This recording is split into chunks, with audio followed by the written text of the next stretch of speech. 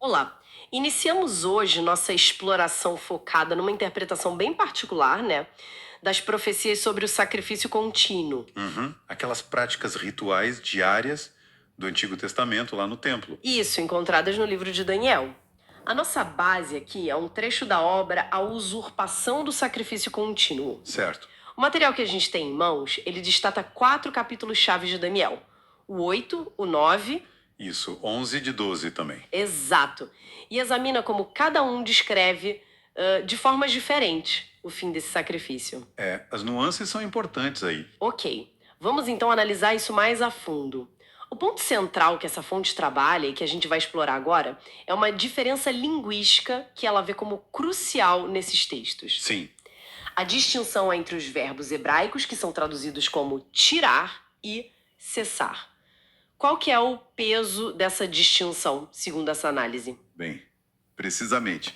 O argumento central que o material desenvolve é que essa diferença nos verbos não é, assim, só uma questão de semântica, sabe? Teria um significado teológico bem forte. Hum, Nos capítulos 8, 11 e 12, o verbo que aparece é interpretado pela fonte como indicando uma ação de tirar, mas no sentido de usurpar. tipo, tomar a força. Exato. Tomar de forma ilegítima algo que não pertence àquela força. Força essa que, na leitura da fonte, é geralmente associada a um poder antagonista a Deus. Entendi. Já no capítulo 9, que no contexto ali de Daniel foca mais em decretos divinos, cronologias proféticas. Sim, as 70 semanas, essa parte. Isso. Aí o verbo empregado é traduzido como fazer cessar.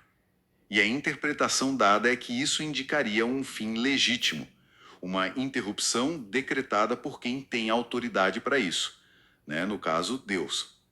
A fonte argumenta que sacar essa diferença é a chave para decifrar o cumprimento da profecia. Entendido.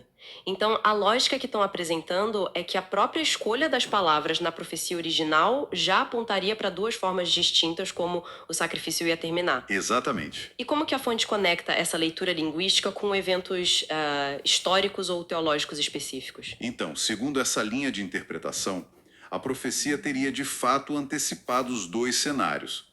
Argumenta-se que o sacrifício de Jesus Cristo na cruz cumpriu a parte do fazer cessar. Ah, entendi. Pela autoridade dele. Exato. Nessa visão teológica, Cristo, como Messias, Filho de Deus, ele teria autoridade divina para encerrar o sistema antigo de sacrifícios de animais que, afinal, apontavam para ele, né? Certo. O véu do templo se rasgando, por exemplo, nesse entendimento seria um símbolo forte desse fim legítimo. Ok. Essa aplicação da ideia de cessar ligada a Cristo faz sentido dentro da argumentação. Mas e a outra parte? A do tirar, da usurpação. Como a fonte encaixa isso? Imagino que não seja o mesmo evento. Não, não, de fato.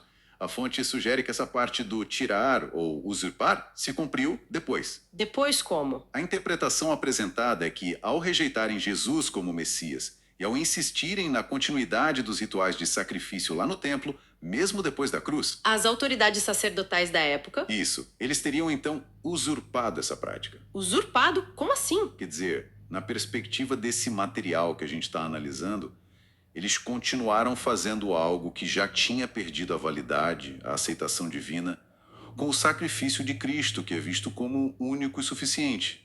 Ah, Então, essa persistência é vista pela fonte não só como um erro, mas como uma apropriação indevida, sabe? Uma manutenção meio que fraudulenta de um sistema que já estaria obsoleto. entendi. E isso seria uma afronta ao sacrifício de Cristo considerado perfeito? Exatamente. A fonte parece ligar essa usurpação às ações que são descritas simbolicamente nos capítulos 8, 11 e 12, que falam de um poder que se opõe a Deus e que tira o sacrifício contínuo. Interessante essa conexão que a fonte estabelece. Então, se a gente juntar tudo que foi apresentado, teríamos um fim decretado por Deus, o cessar por meio de Cristo Uhum. e uma continuação humana considerada ilegítima e usurpadora, o tirar por parte daqueles que não aceitaram essa transição que Cristo representaria. Exatamente essa visão proposta, que Daniel não previu só um fim, mas a natureza complexa desse fim. Um término autorizado por Deus e uma persistência não autorizada, humana, coexistindo ali por um tempo. O que explicaria, então, a necessidade dos dois verbos diferentes na profecia. Isso segundo a fonte, sim. Então, o que a gente pode extrair como ponto central dessa análise específica? A conclusão principal que sai desta fonte é que prestar atenção nessa nuance, nessa diferença entre tirar, interpretado como usurpar, e cessar, como terminar legitimamente. Sim. Isso oferece, para essa linha de pensamento, uma chave interpretativa bem importante, né? Ajuda a entender a dinâmica do fim do sacrifício contínuo. Exato. E a relação complexa disso com o sacrifício de Cristo e as ações que vieram depois das autoridades religiosas da época que escolheram continuar com as práticas do templo. Perfeito. E isso, olha, nos deixa com uma reflexão que vai além do texto que a gente analisou aqui hoje. Qual seria?